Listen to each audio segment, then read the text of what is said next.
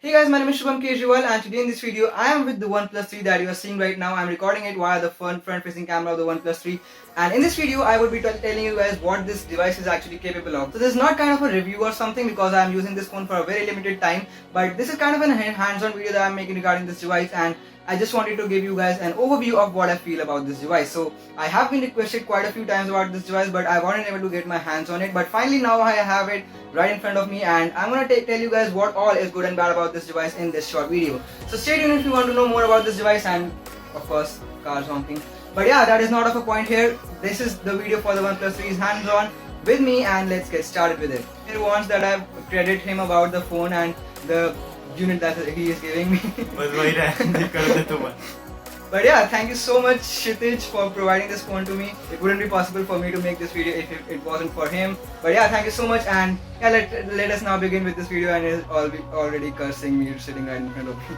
But yeah, let's get started.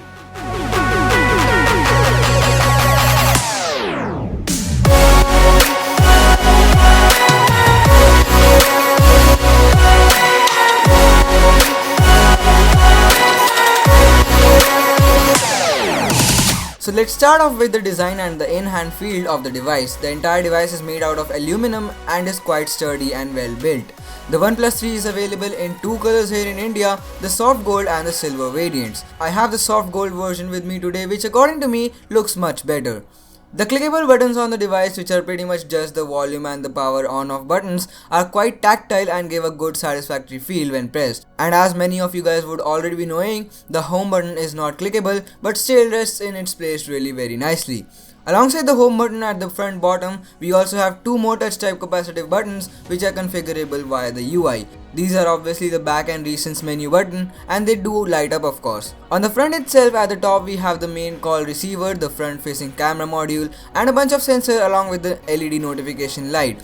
This LED can be configured to light up with different colors, and you can configure this in the settings. One extra button that we have on this device, which is the alert slider, has actually impressed me a lot. It is a very basic and simple yet a very useful button functionality that each and every Android smartphone must have. You can slide the slider in three ways: top, midway and the bottom, to configure the phone notification status between silent, priority or all respectively. The alert slider has a good pattern over it, helping in gripping it, and also the slides are nicely differentiable, and overall the slider did impress me a lot. The device also runs on the Oxygen OS 3.2.7, which is a customized version of Android Marshmallow officially developed by OnePlus itself. Talking about it, I would say that the UI is pretty close to stock Android with minor and usable tweaks all around the corner.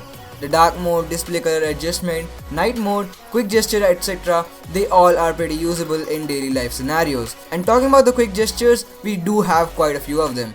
You can swipe down with two fingers on the locked screen to pause or play any music that you already have on your device. Also, you can make forward or backward gestures on the locked screen to go to the next or the previous song. Double tap to wake functionality is also there. So yeah, OnePlus has utilized the AMOLED display pretty nicely, to be honest. Now, one of the main features of the OnePlus 3 which makes it ahead of the other general category smartphones of the same price bracket is the fact that the device comes with freaking 6 GB of RAM. That in itself is quite insane, and the fact that I actually get over 3.5 GB of RAM available free actually makes me think whether the company even needed to put up such an insane number of the RAM. Anyways, as expected, the phone works very smoothly with no stutters or lags whatsoever, and all the apps load up almost instantaneously. Also, I was able to run all the applications side by side as I switched from one application to the other. I mean, I had almost 10 applications open in the background and none of them forced close or crashed while I was switching from one application to the other. Impressive.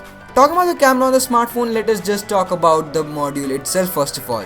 What is that? This phone comes with a really humongous camera bump, which is a new thing to see from OnePlus. Both the OnePlus 1 and the OnePlus 2 received much praise because of the fact that there was no camera bump at their backs, but this third generation surely isn't going to get any of that praise because the camera bump is just too big, and that might even be the only thing that I hate about the design of this device. Anyways, coming back to its performance, the camera actually impressed me. Like, of course, if you're going to compare it with the iPhone 7 or the Samsung Galaxy S7 Edge, it surely won't be a good competitor for those high-end smartphones, but under the price tag of 30k, I can bet that this is the best that you can actually get.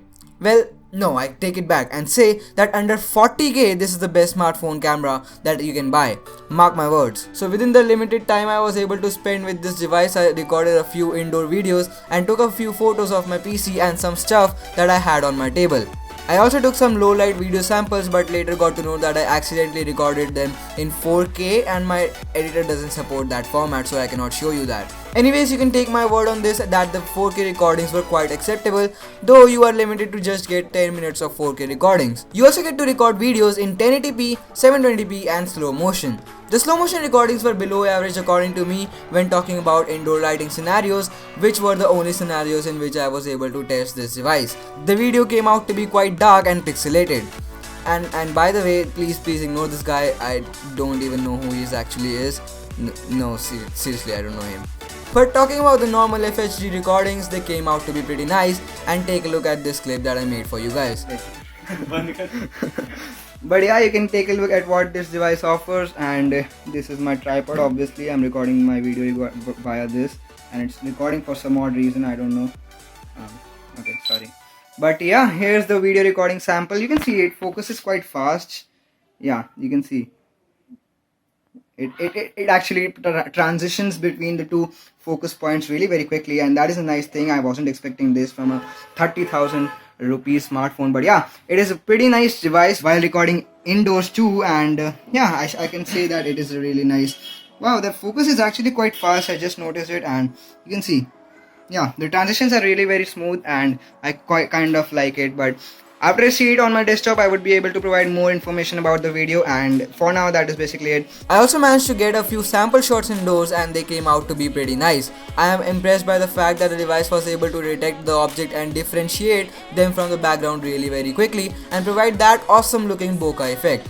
Even when I was not expecting it, the bokeh was there, and that impressed me quite a lot. The colors were nice and the image was overall pretty natural and sharp, and I don't have any complaints in this section. I played around with the camera UI too for quite a while, and we do have quite a few customizability options around the camera application. Manual mode, separate slow motion mode, videos, photos and all is actually present, and the application itself is laid out very nicely. Let us now talk about the fingerprint scanner of the device. The OnePlus 3 has a fingerprint scanner built into the home button, as I already told, and it didn't disappoint me at all. The sensor recognized my finger almost instantaneously, and I was inside the device within seconds. For a time that I was using this device, I wasn't able to trick this sensor for even once, and it recognized my finger correctly each and every time.